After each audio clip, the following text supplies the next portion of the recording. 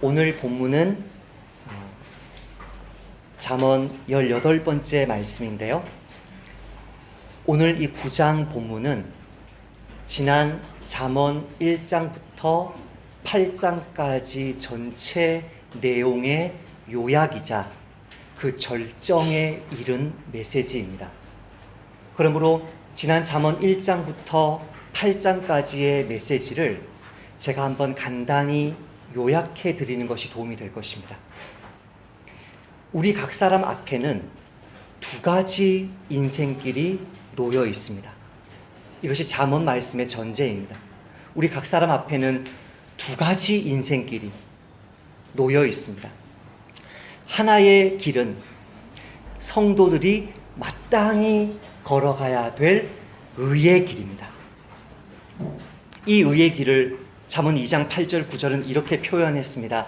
대저 그는 정의의 길을 보호하시며, 성도들이 가는 정의의 길을 보호하시며 그의 성도들의 길을 보전하려 하심이니라.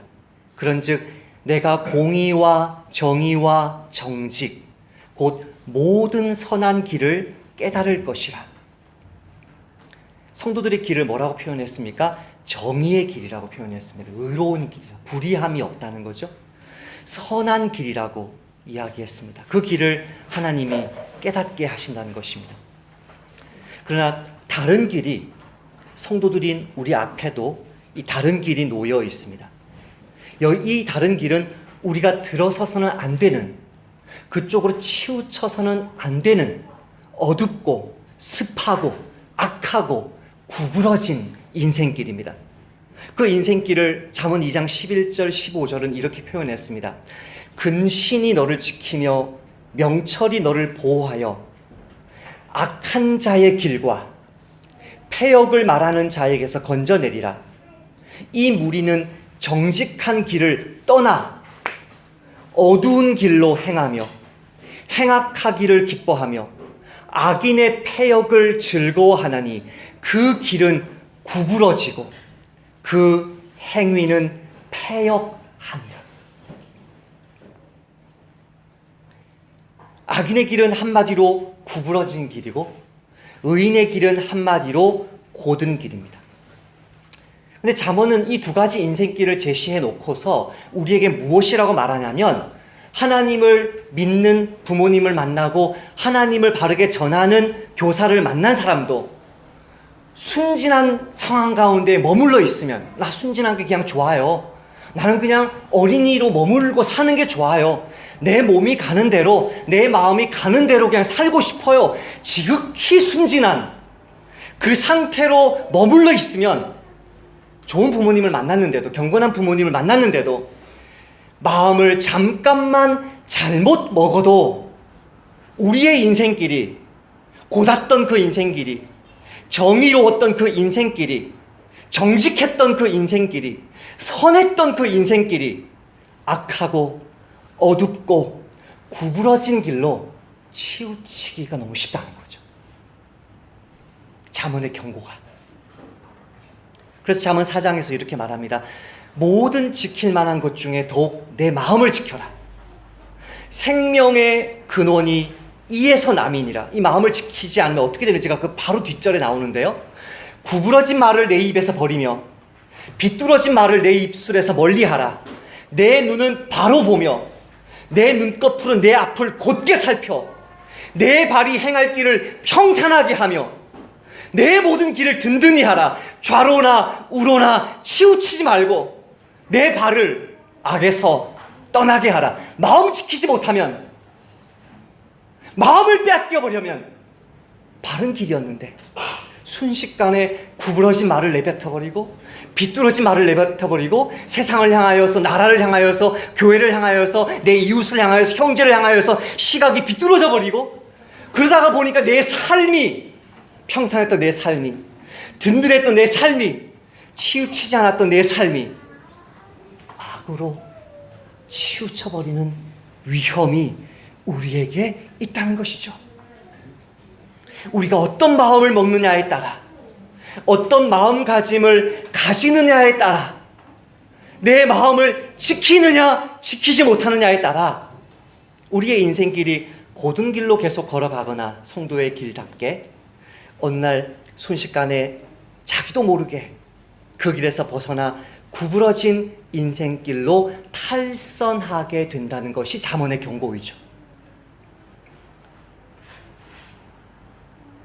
그래서 하나님이 우리에게 바른 길을 가라, 거기 머물러 있어라, 가르치고 또 가르치는 사람들을 붙여주셨는데 그분이 누구셨어요?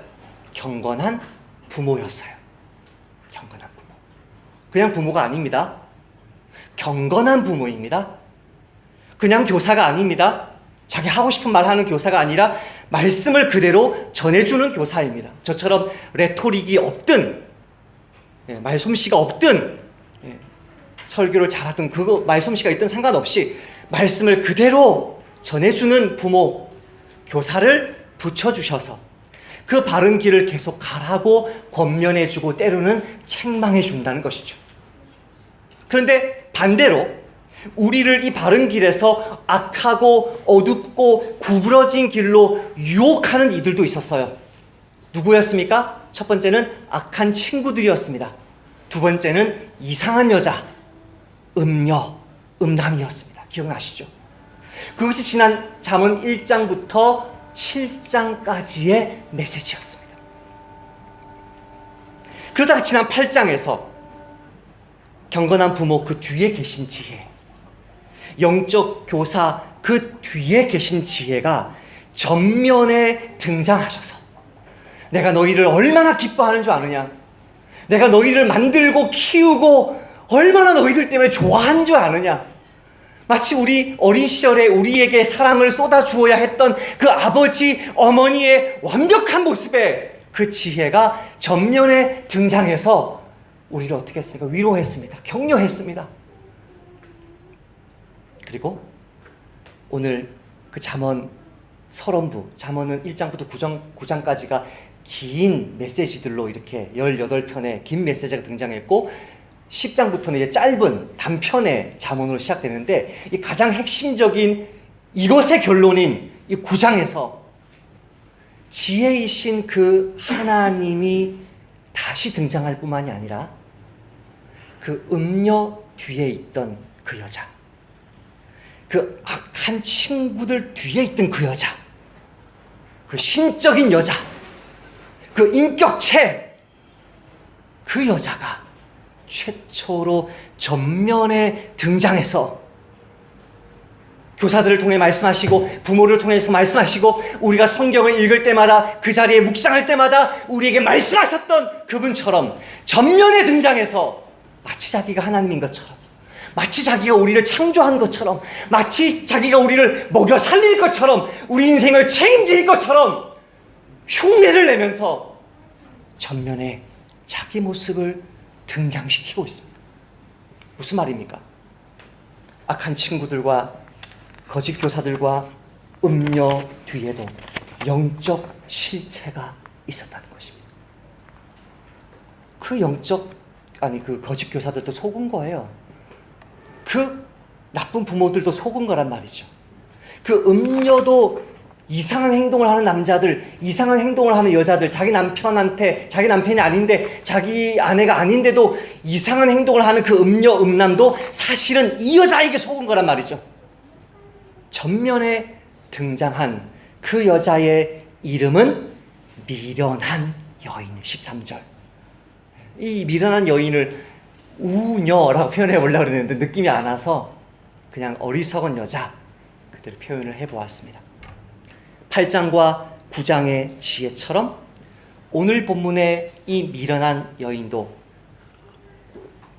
이제 전면에 나서서 직접 사람들의 마음을 자신에게로 끌어당깁니다.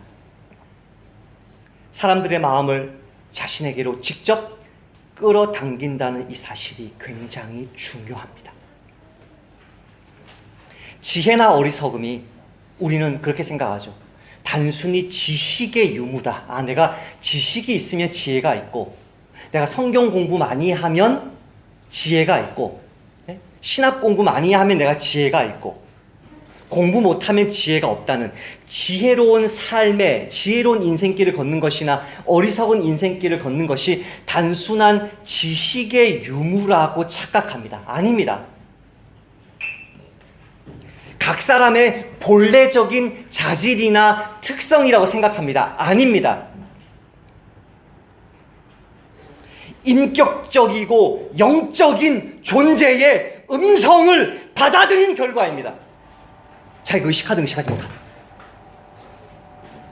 내가 의식을 하든 의식하지 못하든, 내가 지금 어리석은 삶의 길로 나아가려고 하거나 지혜로운 삶의 길로 나아가려고 하는 것은 부모를 통해서든 교사를 통해서든 직접 말씀을 묵상했던 영적인 존재의 음성을 받아들인 결과로 사람들이 죽음의 길로 달려가고 있다는 사실을, 생명의 길로 나아오고 있다는 사실을 오늘 본문이 첫 번째로 강조합니다. 그게 첫 번째 진리입니다.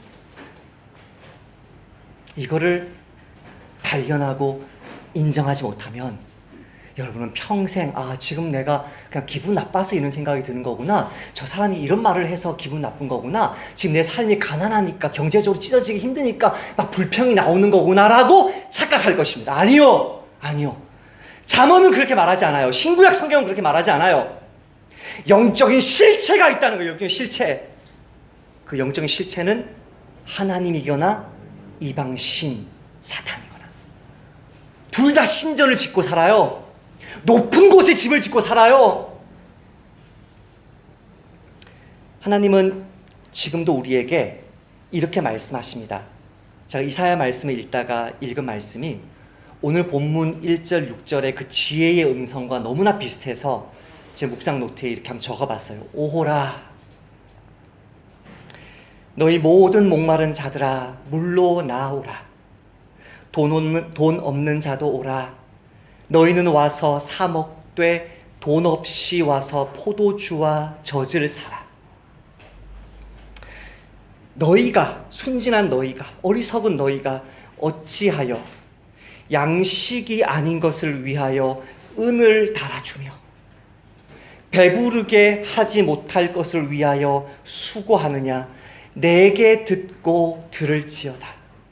그리하면 너희가 좋은 것을 먹을 것이며 너희 자신들이 기름진 것으로 즐거움을 얻으리라. 너희는 귀를 기울이고 내게로 나와 들으라. 그리하면 너희의 영혼이 살리라. 얼마나 그 단어들이, 이 표현들이 얼마나 비슷한지요. 이스라엘 백성들을 초대하시는 이 하나님의 음성이 어리석은 자들, 순진한 자들, 자기의 욕심대로, 생각대로, 마음 가는 대로 행하려고 하는 그 순진한 자들을 향해서 부르시는 지혜의 음성과 동일하지 않습니까? 이런 음성을 지금도 삼위일체 하나님이 저와 여러분을 향해서 부르고 있다는 거죠. 역시 마귀는요, 지금도 사람의 마음에요, 악하고 거짓된 생각을 집어넣어요. 이 악마의 모습이 오늘 본문에 나오는 어리석은 그 여자, 음녀의 스승이요 악한 자들의 스승인 그 여자와 동일한 말을 합니다. 잘 들어보세요. 마귀가 벌써 시몬의 아들 가롯 유다의 마음에 예수를 팔려는 생각을 넣었더라. 사도 요한은 이렇게 말하지 않습니다. 유다가 벌써 예수를 팔려는 마음을 먹었다라고 표현하지 않습니다. 사도 요한은 그렇게 표현하지 않습니다. 그것은 마귀의 음성을 받아들인 결과였다는 것입니다. 사도 베드로도 이렇게 얘기합니다. 베드로가 이르되 아나니아야, 어찌하여 사탄이 내 마음에 가득하여 내가 성령을 속이고 땅값 얼마를 감추었느냐. 베드로는 이렇게 말하지 않습니다. 어찌하여 내 마음에 거짓이 가득하여, 그렇게 말하지 않습니다. 너 인격이 그렇게 그 모양이냐, 그렇게 말하지 않습니다. 그렇게 거짓된 길을 걷게 된 영적 원인을 함께 폭로합니다. 지금 잠언이 결론을 내리는 거거든요. 지금까지의 쫙 얘기하면서 왜 누구는 생명의 길을 가고 왜 누구는 구부러진 길을 가느냐, 핵심을, 그 진짜 원인을 마지막에 드러내고 이 강화를 마치는 거거든요.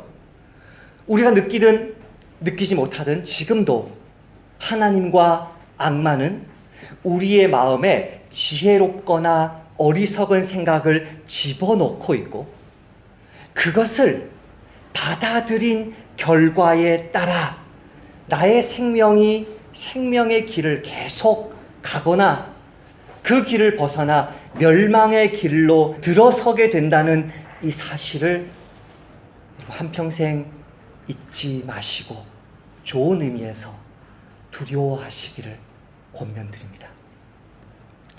두 번째 메시지는 동일하게 두 영적 실체가 있어서 그 두 영적 실체가 어떤 부모나 교사나 악한 친구나 음녀를 통한 사람을 통해서든 내가 직접 그분을 예배하는 자리, 성전이든 이방신전이든 예배하는 자리로 갔을 때 그 존재가 내 마음과 생각을 움직여서 내 인생을 달려가게 만든다는 사실이 첫 번째 진리였다면 두 번째 진리는 미련한 여인인 이방신은 지혜이신 하나님을 모방함으로써 마치 그것이 하나님의 음성인 것처럼 하나님이 기뻐하시는 인생길인 것처럼 착각하게 만드는 우리를 기만한다는 것이 우리가 두 번째로 보아야 할 이 본문의 진리를 제대로 이해하기 위해서 두 번째로 보아야 될 진리의 한 측면입니다. 첫 번째로 지혜이신 하나님의 집에는 풍성한 식탁이 차려져 있습니다. 요즘에는 이 풍성한 식탁이 어떤 의미인지가 잘 이해가 되지 않을 것입니다. 풍성한 식탁을 우리 지혜이신 하나님이, 여호와 하나님이, 그분의 말씀이신 예수님이 이렇게 표현했습니다. 짐승을 잡으며 포도주를 혼합하여 상을 갖추고 고기를 거하게 삶아가지고 포도주를 빚어가지고 쫙 차려놨다는 거예요.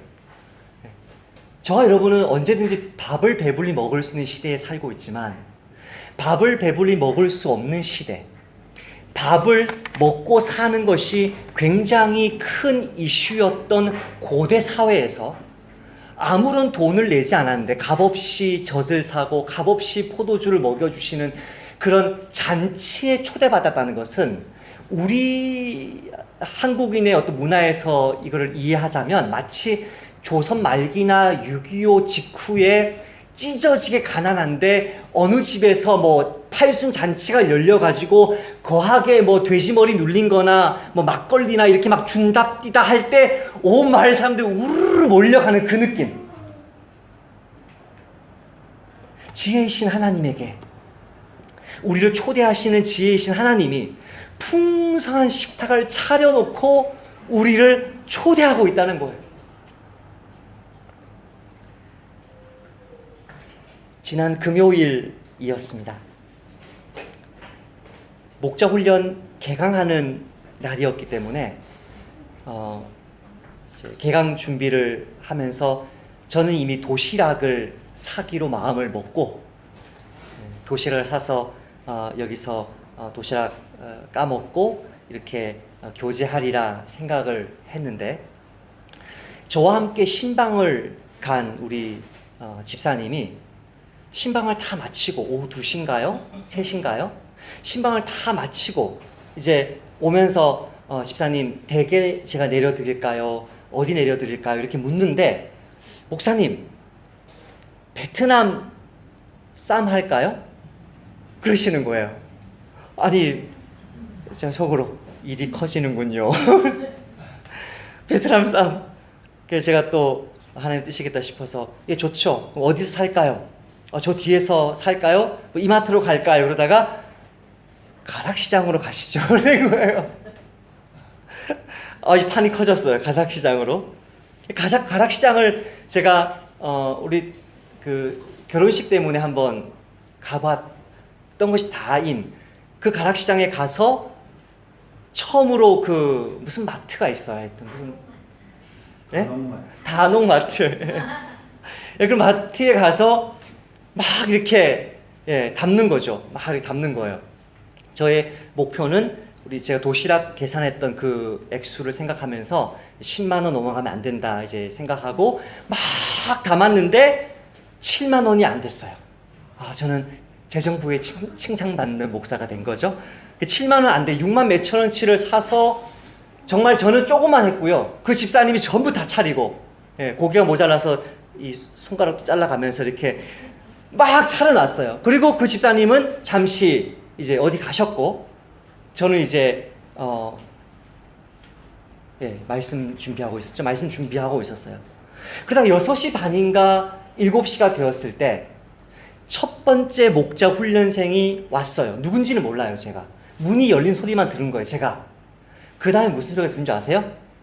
우와, 우와, 우와, 이 소리가 들리는 거예요. 도시락을 사 먹어야 되는 줄 알았는데, 네? 누가 사와야 되는 줄 알았는데 벌써 진수성찬이 쫙 차려져 있는 거예요. 접시 10개 넘게 막 담겨 있는 거죠. 우와, 우와, 우와. 그건 시작이었어요. 목자 훈련 가장 늦게 오신 분도, 직장에 늦게 맞춰서 오신 분도 너무나 기쁘게 맛있게 배불리 먹고, 깍두기에 한 학생이 있었어요. 어린 소년 하나가 따라왔는데 그 아이도 너무나 기쁘게 먹고. 여러분, 음식을 진수성찬으로 차려 놓았을 때, 그 모임에 여러분 초청받았을 때 여러분이 얼마나 존귀한 사람이고 섬김 받기에 합당한 사람인지를 느끼지 않습니까?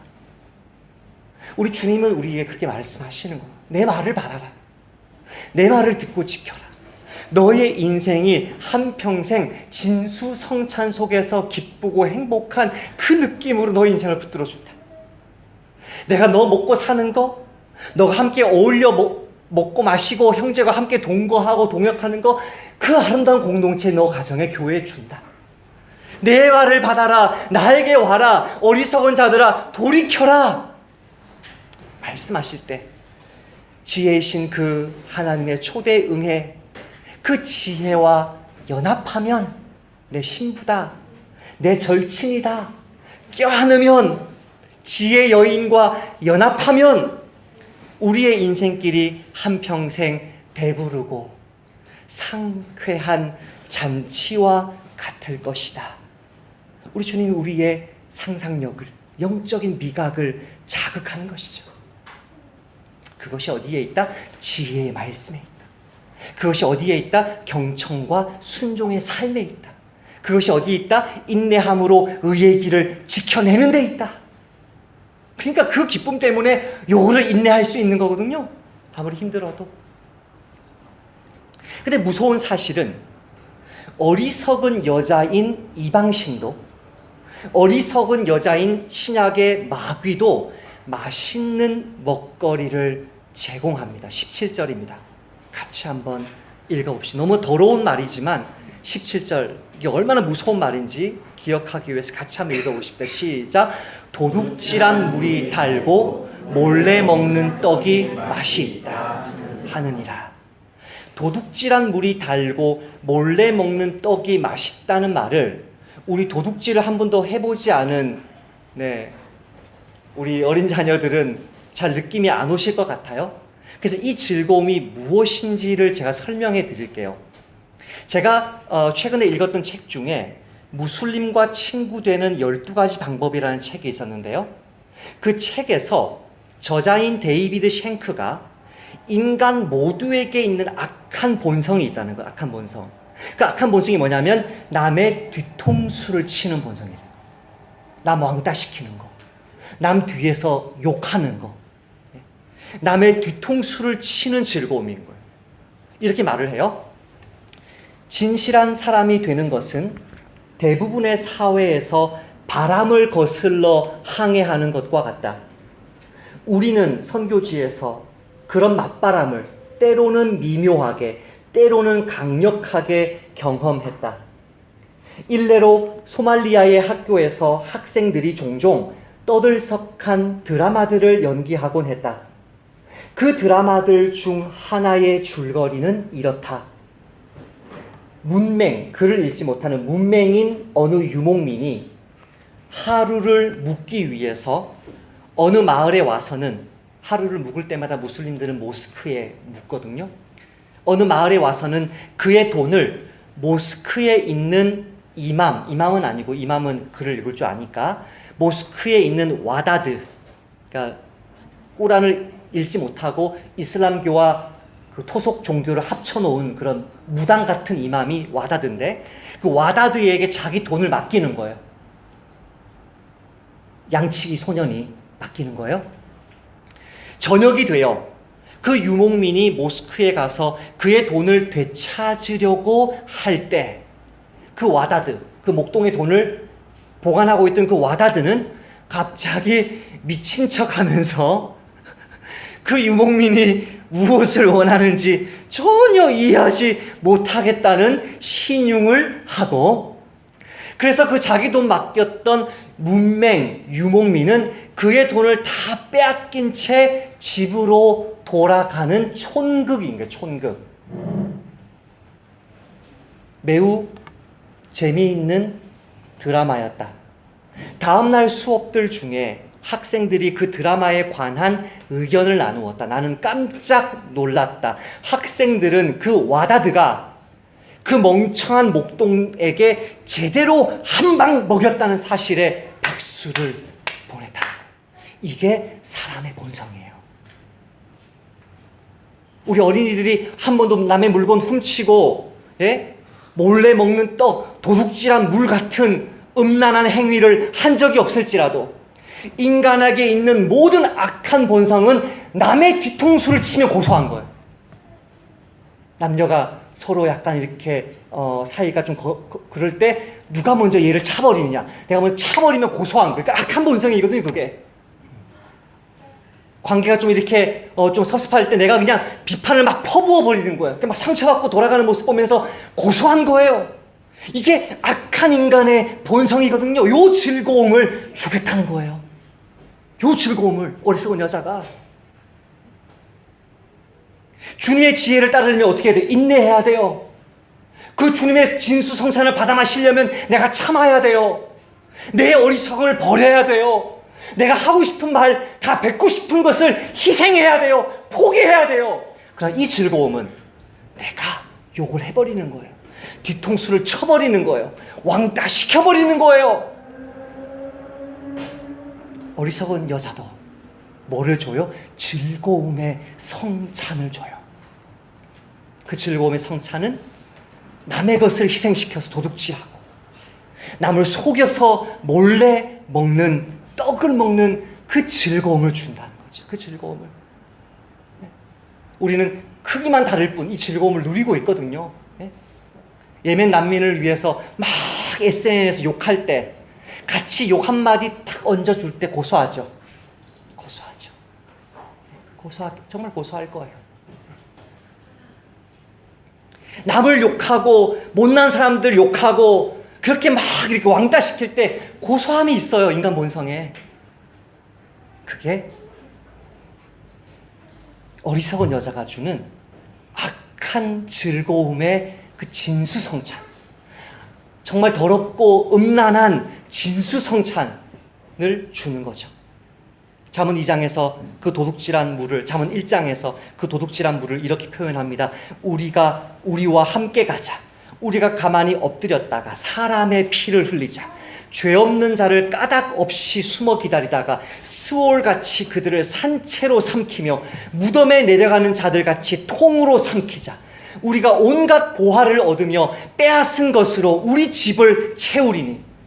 한 학생이 전학생이 왔을 때 그 전학생을 왕따시켜버림으로써 그 전학생 오기 전까지 왕따였던 애가 기존의 아이들 속에 소속되었을 때 그 즐거움, 누구 것을 빼앗은 것입니까?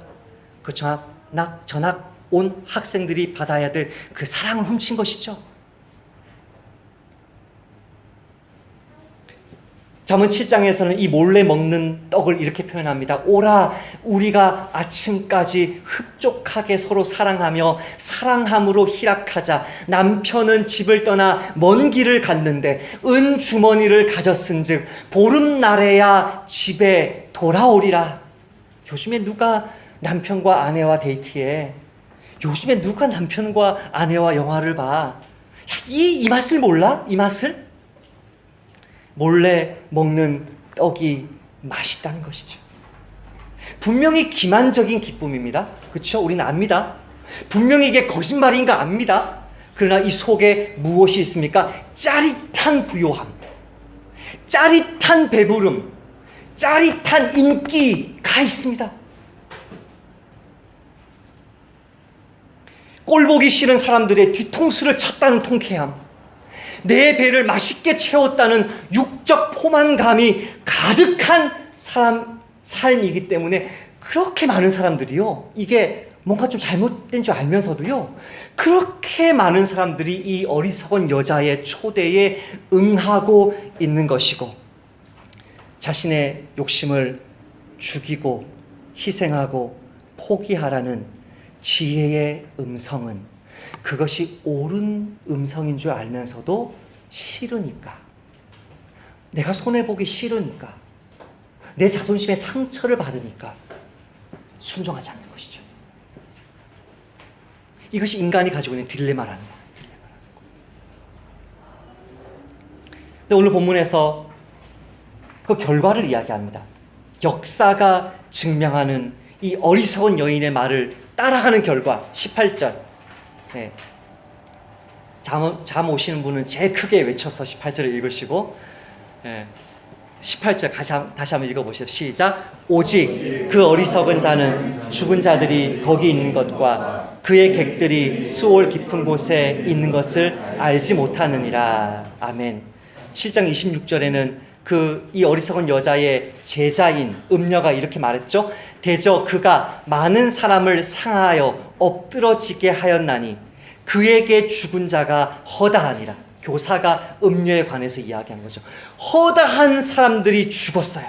21장 16절의 잠언, 명철의 길을 떠난 사람은 사망의 회중에 무리에 거하느니라. 우리 가정의 역사를 보십시오. 저는 이번에 거제도에 1박 2일 내려가서 우리 친척, 6촌, 8촌 이렇게 친척 대가족이 모였는데, 그 대가족의 이야기를 나누면서 우리 이씨 가문 속에 돈을 사람보다 더 소중하게 여긴 우리 친척의 결과가 무엇인지를 우리 가문의 역사에서 저는 보았습니다. 또 이번 월요일인가요, 화요일인가요, 자동차를 고치다가 그 자동차를 고치는 어떤 그 집사님의 이야기를 들으면서 정말 어리석은 교회의 비참한 역사를 보았습니다. 우리는 세계사를 읽든지 교회 역사를 보든지 정말 지도자 한 사람을 잘못 세웠을 때 어떻게 그 나라 전체가 무너지는지를 역사를 통해서 배웠습니다. 근데 여러분, 정말 무서운 사실이 뭐냐면요, 이토록 많은 사람들이 어리석은 여자 때문에 죽고, 어리석은 친구 때문에 죽고, 악한 친구들 때문에, 음란한 여자와 남자들 때문에 죽었는데도 이 18절이 뭐라고 표현하냐면 그의 객들이 수올 깊은 곳에 있는 것을 뭐 하지 못한다? 알지 못한다는 거예요. 이게 미스테리예요. 이게 미스테리. 이게 정말 이해할 수 없는 신비란 말이에요. 분명히 내 가족이 어리석은 여자의 말을 듣다가 죽었단 말이에요. 생명의 길을 떠났단 말이에요. 분명히 내 주변에 있는 교회가 그렇게 망했단 말이에요. 무너졌단 말이에요. 분명히 역사가 돈 때문에, 질투심 때문에, 교만 때문에, 고집 때문에, 원망과 불평 때문에 수많은 성경 인물들이 어리석은 여자의 집에서 쓰러져 멸망했는데도 뭐라고 생각해요? 나는 예외다. 나는 예외다. 나는 가늠해도 들키지 않을 거라. 가늠하는 사람들의 모든 공통적인 착각이 그거래요. 가늠해도 나는 들키지 않는다. 나는 이거 지금 잠깐 잘못된 길이지만 나는 곧바로 내 길을 찾아간다. 나는 예외다. 나는 바르게 판단하고 있고, 나는 바르게 행동하고 있고, 스스로를 기만하고 있기 때문에 역사 속에서 무너진 수많은 그 주검들, 시신들을 보면서도 그게 눈에 보이지 않아서 나는 여전히 어리석은 길을 따라가는 것이죠. 솔로몬의 어리석은 아들 르호보암 역시 자신의 판단이 옳다고 착각했습니다. 여로보암과 이스라엘의 온 회중이 와서 르호보암에게 말하여 이르되, 왕의 아버지가 우리의 멍에를 무겁게 했으니까 왕은 우리를 좀 이 멍에를 가볍게 해 주십시오. 그러면 저희들이 왕을 섬기겠습니다. 그래, 3일 갔다 와라. 내가 답을 3일 뒤에 줄게. 그래서 자기 아버지 솔로몬을 모시던 그 영적 교사들을 불러서 그 영적 교사들의 이야기를 듣습니다. 그 영적 교사들이 뭐라고 이야기합니까? 대답하여 이르되, 왕이 만일 오늘 이 백성을 뭐 하는 자가 되어? 섬기는 자가 되어 그들을 섬기고 좋은 말로 대답하여 이르시면, 섬기려면 뭐 버려야 됩니까? 왕의 자존심 버려야 됩니다. 섬기려면 뭐 버려야 됩니까? 내가 잘못 생각했다는 것을 인정해야 됩니다. 내 죄를 자백하고 내 교만을 내려놓고 어리석고 순진하게 내 마음이 가던 대로 그냥 가려고 하는 거 포기하는 희생 있어야 됩니다. 그렇게 좋은 말로 대답하여 이르시면 그들이 영원히 왕의 종이 되리이다. 그러나 왕이 자기의 자존심을 버리지 않고 노인들이 자문하는 것을 버리고, 여기 오늘 본문의 이 6절에 있는 그 버리고라는 같은 말을 썼는데요. 왕이 그 노인들의 자문하는 것을 버리고 자기 앞에 모셔있는 자기와 함께 자라난 어린 사람들, 어떤 사람들? 악한 친구들, 이 르호보암을 통해서 거 하나 한 자리 차지하려고 하는 악한 친구들의 충고를 받아들이고, 그 뒤에 다시 말해요. 왕이 포악한 말로 백성에게 대답할세 노인의 자문을 버리고, 자기 말을 버리지 않고 노인을 통해서 주시는 하나님의 지혜를 버리고, 왕이 이같이 백성의 말을 듣지 아니하였으니 이 일은 누구께로 말미암아 난 것이라? 여호와께로 말미암은 것이라. 자신의 순진함을 버려야 되는데, 자신의 욕심을 버려야 되는데, 자신의 자존심을 버려야 되는데, 여호와 하나님이 그에게 허락하신 지혜로운 스승들의 그 가르침을 버리고 그 결과 유다 지파를 제외한 모든 이스라엘 백성들을 자기 삶에서 다 잃어버리게 되는 그런 어리석은 길을 따라가는 것입니다. 그러니 여러분, 나그네 교회 성도 여러분, 언제 싸워야 되는지가 나오는 거죠.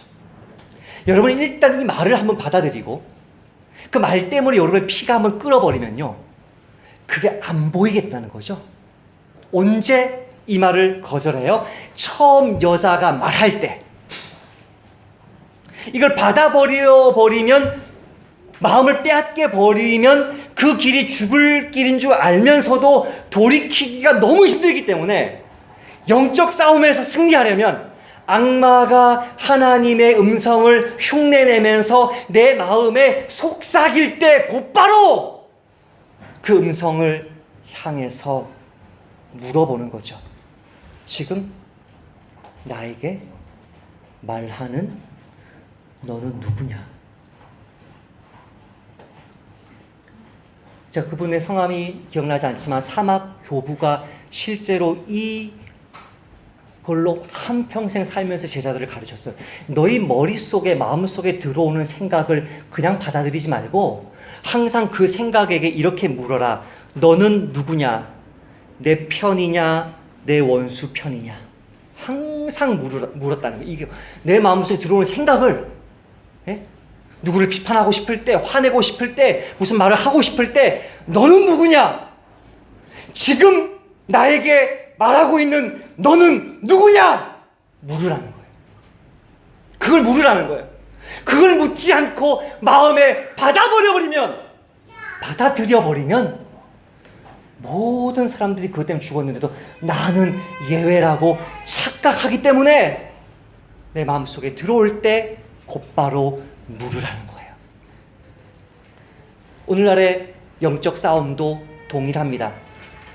요한계시록을 읽으시면서 요한계시록은 지금 아직 이루어지지 않은 일이고 예수님 오실 때야 이루어질 일이라고 생각하시면 요한계시록이 이해되지 않을 것입니다. 요한계시록의 내용은 지금 말세인 지금 일어나고 있는 일이고 예수님이 재림하실 때 점점점 심각해질 일입니다. 그러니까 요한계시록의 이야기는 지금 이미 시작된 이야기죠. 요한계시록에 보면 오늘 본문에 나오는 지혜이신 하나님을 흉내내는 어리석은 여자처럼 삼위일체 하나님을 흉내내는 흉내내면서 우리를 기만하는 가짜 삼위일체가 나옵니다. 여러분 집에서 교재를 지금 가지고 있으시면 저와 함께 읽어보십시다. 제가 한번 읽어보겠습니다. 또 내가 봄에 개구리 같은 새 더러운 영이 용의 입과 짐승의 입과 거짓 선지자의 입에서 나오니 그들은 귀신의 영이라 이적을 행하여 온 천하 왕들에게 가서 하나님 곧 전능하신 이의 큰 날에 있을 전쟁을 위하여 그들을 모으더라. 보라, 내가 도둑같이 오리니 누구든지 깨어 자기 옷을 지켜 벌거벗고 다니지 아니하며 자기의 부끄러움을 보이지 아니하는 자는 복이 있도다. 여러분 그 집에서 교재에서는 제가 자리가 약간 모자라서 14절 말씀을 생략했는데요. 13절, 14절, 15절이 세 가지 진리를 말하고 있습니다. 첫 번째, 어리석은 삼위일체가 등장합니다. 용은 하나님을, 그 용의 성육신인 짐승은 예수님을, 그 짐승을 드높이는 거짓 선지자는 성령님과 그 성령님의 종들인 영적 교사들을 모조합니다. 잘 들으십시오. 잘 들으십시오. 네. 여러분 주변에 지금 이 용과 짐승과 거짓 선지자가 살아서 움직이고 있고요. 지금 유튜브에 지금 설교가 다 올라와 있고요. 여러분이 만나는 사람들 중에 그런 목사, 선교사가 있어요. 어리석은 삼위일체가 등장해서 두 번째, 이 더러운 영이, 귀신의 영이 다 어디로 들어갑니까? 어디에서 나옵니까? 입에서 나옵니다. 입에서.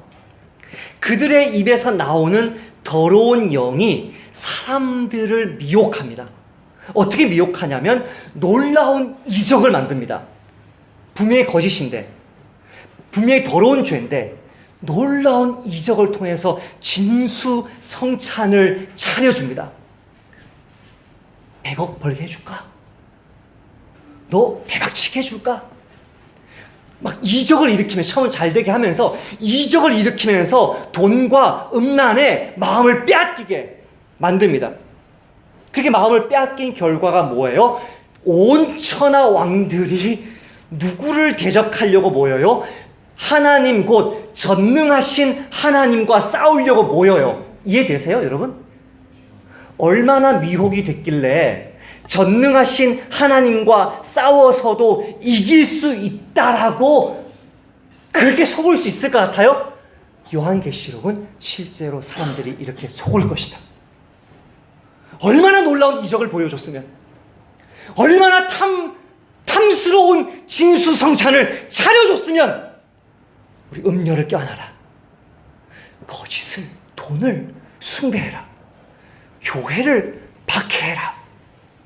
거짓된 삼위일체와 함께 이 세상을 마음껏 다스려와라. 누려봐라. 이 거짓말을 사람들이 어느 정도까지 속냐면 하나님 곧 전능하신 이의 큰 날에 있을 전쟁을 위해서 모일 정도로 사람들이 속아버리는데, 본문에 나오는 어리석은 여자, 아무것도 모르는 여자, 자기가 한 말에 전혀 책임지지 못하는 그 여자처럼 이 사람들이 끌어모아서 전쟁을 하려고 하니까 보라,